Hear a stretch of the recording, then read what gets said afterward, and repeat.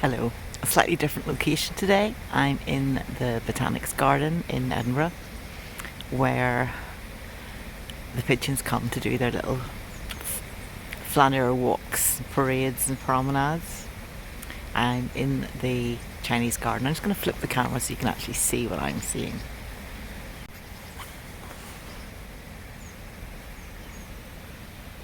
And there's a little sound of running water which is coming from the little waterfall coming down the hillside. You can also hear birds and occasionally people walking past having conversations. Ooh. So this pigeon really is expecting something from me.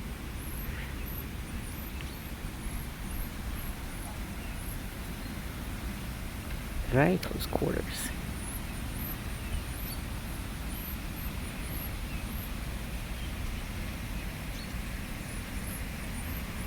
All I really have to give are recommendations for books and maybe some crumbs from my sandwiches, but those are safely in a little lunchbox inside my bag and the bird is not getting them. Here are the signs of the city. The bird has just flown away. I think it's taken a hint. So thank you for sending in all your responses to my request for questions, and let's get to answering them. I'm celebrating having about 350 subscribers, and I will answer the questions given. And we start with one of the questions, the $6 million question from @PageTurners with Katja. Thank you, Katja. And she's asked, what would you tell someone considering starting their own channel? That is such a huge question. I will get to that later on. And I've had some thoughts on the bus coming over, despite being surrounded by people having their own conversations and making phone calls on the bus, because that's what it's like. It was quite a scenic journey just even coming in. But let's get on with something else. It's easier to tackle quickly, and some of it will start to answer the question, actually. So, Katja, hang with me. I'll put your answers in at the end. So, evening reader. She thanked me for a blooper reel. Always have blooper reels. Always. Maybe I should make more. But I really think that the best one is Britta Bowler. She did a particular one after she had so many subscribers, or I think it was celebrating something like 8 years on Booktube. So I will link to that so you can see it, because at the very end she celebrates by just showing so many times when things did not go well for her. And they're hilarious and wonderful because normally she's incredibly composed and so on. So I think you'll enjoy that.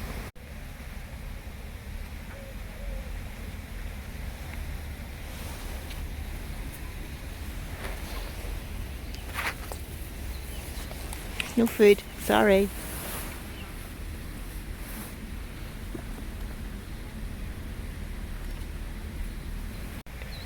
I think maybe visitors to this garden feed the local animals, because a squirrel just came up and basically begged for something to eat about 3 inches, well, 6 inches away from me, and almost helped himself to the contents of my lunchbox. Just startling. Anyway, let's get back to the questions. My feet are really cold, by the way. It is, I'll have to check the temperature, but it's pretty freezing. Fortunately not slippy underfoot, and the paths have got certain amounts of grit, but it's cold. Let's answer the questions. Evening reader, who would play you in the film adaptation of your life? Well, thank you for that question. These videos are the film adaptation of my life as near as we'll come to it. It's too boring to be made into a film, as in a fictional film. So I am starring in my own life, aren't we all, dear? You know the questions that interest me. Favourite work of art? I can't record, it would take far too long. In which gallery? In which time period of art? Here's a few of the things I have seen and liked.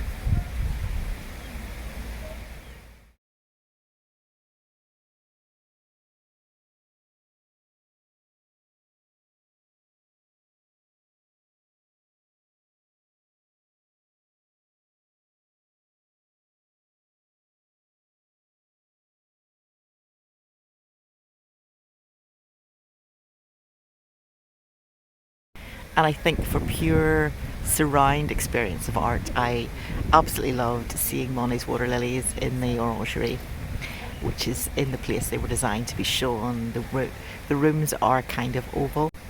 Places to visit: New York for the art galleries, and Kettle's Yard in Cambridge, because a former, I think he was the director of the Tate, but something of that rank as a curator, went and made a house that's full of art, and little arrangements of stones, pebbles, and it's just exquisite. So I look forward to seeing that at some point.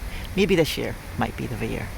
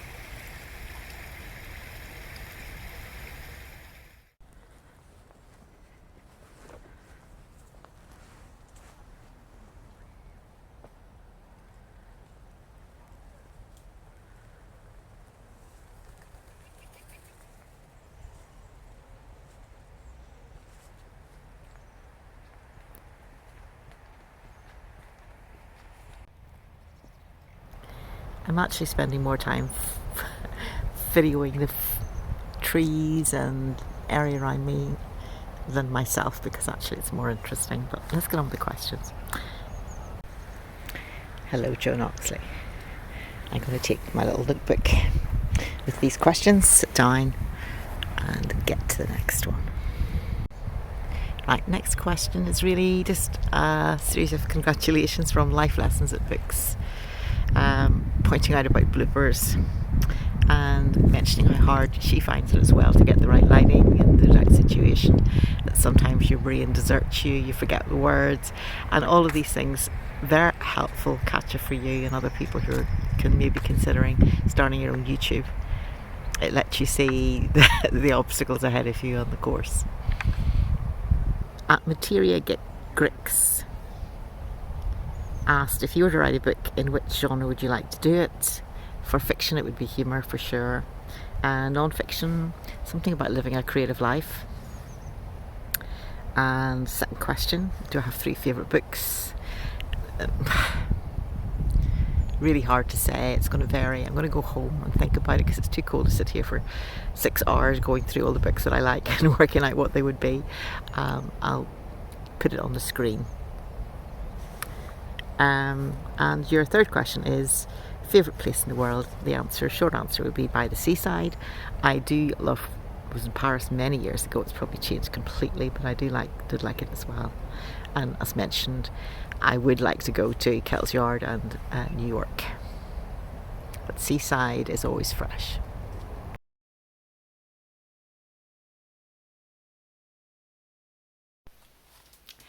Hello, it's day 2 of answering these questions. I'm now indoors, a bit warmer. Looking out the window, the sky is just white with snow. It's expected almost any moment. But inside it's nice and warm, and I've got a few questions to get answering. So, at Heather Reads is wanting to know, do I have any concerns about the future of fiction writing?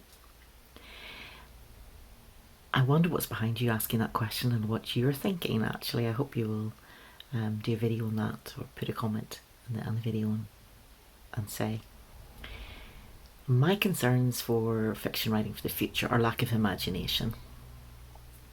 And by that I mean too heavy a reliance upon computers who are not able to make a creative leap of their own, whereas humans as fiction writers and creators and makers will always have that sudden unexpected something new that happens, and we tend to mark those in literature or art, and we say, oh, this is a new kind of art or writing, it's reflective of the times, it's the times in which it's been written, the times in the person's life who wrote it, and suddenly there's something new and there's a new way of telling stories. But when computers are made in such a way that they only imitate, they cannot make that creative leap themselves. So this is where humans, do have to come in. And my concern would be that they are not properly reimbursed and that there's a rush to make a lot of books very quickly, starting with AI, just starting. But the very way in which you approach writing a book is incredibly personal. It's always been very, very long-winded. A long gestation period, a lot of rewriting. If you read any writer's works, you're going to know that. And also, even the stream of consciousness that allegedly they On the Road was made, it took about the fourth attempt, where the writer sat down and with lots and lots of whiskey and continuous paper scrolled through the typewriter and typed away. So it wasn't even that. If you took the times where he failed and had to try again, it took time, as well as the whole lived experience of being on the road with his companion that the book was mainly about. I do know that Jane Austen wrote one of my favourite books, Pride and Prejudice, and that it started off completely differently and was refused by a publisher, and she had to rewrite it extensively. And originally it wasn't an epistolary novel, it was told in letters, and you can still see in the finished one there's important key letters in it, in this part of the story. But she worked on it and rewrote it out by hand. Remember, she didn't have a typewriter in those days, so she wrote the whole thing out probably 5 times or more, and completely reworking it and editing each time. And that's why it's so really good. It's condensed. So it's the best of what she set out to do. There's years of work in it, and writing a book is a fiction book, or even a non-fiction. Of course, you've got lots and lots more research for that. It takes a long time to write a really good one, and then you have editors giving notes and saying change this, change that, and the writer engages with that. So it's an incredibly long process, and the mindset of a cash register will say, let's short circuit it, let's start off with something that you get a computer to generate plots and characters and so forth, and then all you have to do is tweak it a bit. But no, because from the very start, the very things that go into thinking of each character is a lifetime's experience. So I feel that books may become less imaginative, and also they're going to become very, very similar, because the computers are going to generate things to a formula, to a recipe in a sense, but without much deviation. So that could be interesting. I'm concerned about the purchasing of books, fiction books, which is going to affect the publishing world, because I see that a lot of people buy their books completely online, which I do buy books online as well, but I try and get some in bricks and mortar stores on the basis if I find the book where I find the book, I buy it.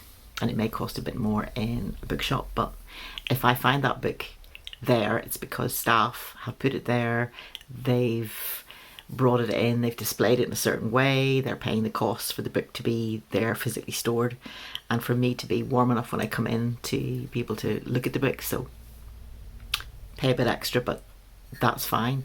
My concern is that if everybody shifts completely to buying books online and the bricks and mortar bookshops close down, then the online sellers have a complete monopoly, and they can then up suddenly the prices of all the books, and because the other bookshops have gone, everything becomes much more expensive. They make lots more money, thank you very much, and it prices books out of the reach of more people. On a lighter note, I've got a nice question here from Margaret Pinard, who is doing her best to keep the future of fiction writing exciting. And if you are a writer, you really should look at her channel. And she runs onlines where she will give a creative prompt. I was part of that one week, which was great. And you get time to write. So if you're a writer thinking about the future, if you're writing, do look up her channel, Margaret Pinard. And she asked me a question about a scarf and said, did I have a story? I do. I'm wearing it. It's the scarf I knitted myself. I call it All My Mistakes scarf because I just set out without a roadmap. I didn't have a knitting pattern. I had lots of spare wool in colours which don't necessarily even go together. For example, there's a lot of earthy, tweedy colours in this one. It's a lovely wool, Malabrigo. And I bought it to knit something for somebody else. Then there's bright blue, and I have a shed load of this pink wool. You can see how big it is. It's really for machine knitting. I used that to edge it, and it was great fun. And I kept changing from knitting and garter stitch and purl and just whatever I felt next like doing and changing the colour. I recommend doing that for fun. Now a question from Sonia at An Enthusiastic Reader, asking about reading as a teen and how my reading has evolved. Well, I actually did a tag called Evolution of a Reader tag, which is actually very good. It's one of my better viewing figures for videos. So I refer you to that, Sonia, that would be really good to look at. And basically, I read a lot of classics when I was a teen, and then I began to realise that books could go out of print, and I became concerned a bit about that, and I started to read more non-fiction more recently, and I have continued in that to the point that I'm almost reading nothing but non-fiction at the moment, with a few fiction writers that I know, love and trust. So that's where I'm at the moment, but there's a longer story in the Evolution of a Reader tag. And so that brings us back to the original question that I said I would answer later on, which is any thoughts and comments for someone who's about to start or thinking of starting their own YouTube channel. I have lots. I have so much. In fact, I'm just going to make a separate video, I think, but I'll let you have a few of the main points here right straight up. I think first of all you need to choose, is it going to be a hobby or is it going to be a paying job?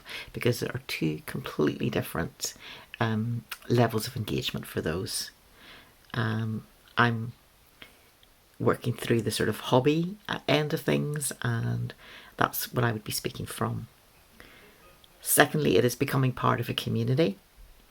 Thirdly, I think there's a really useful thing to do, which is to upload a whole lot of videos. Make a lot of videos before uploading any, and practice, and don't be dismayed, because at that point you can think, I will never get this together. And you discover there is a reason why TV presenters read every single thing off their screen. They're not making it up. And that's why they look so good. And then whenever ordinary mortals like us come to a screen and put a camera in front of us, we suddenly find our brain goes empty and we think, I will never be able to do this. But it's because there's so much hidden talent, practice and skill and tools that a normal TV presenter is using. So don't worry, it all comes with practice.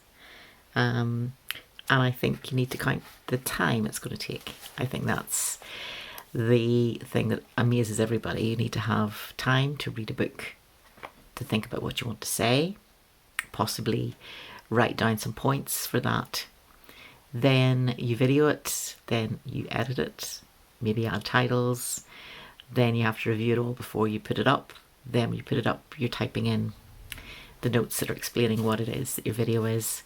And at the very start, for a long, long time, your audience is minute, tiny, tiny, tiny. But if you know that up front, if you know that you may have 3 viewers for your first video and it will get better, you just keep plugging away and upload for about 6 months before you start to look at what's happening and decide how you want to proceed. But at any point, you can just take away the videos, just remove them from being seen publicly. So you're very much in charge. I do think it's worth seriously considering having dry run where without uploading you're recording videos just purely for learning to present more, for the fun of it. So I hope that doesn't put you off. I'm going to leave you all with some nice pictures from what I shot yesterday in the botanical gardens and just let you enjoy that. I'm signing off for now. Enjoy the pictures, enjoy the plants, enjoy being in Edinburgh. Bye for now.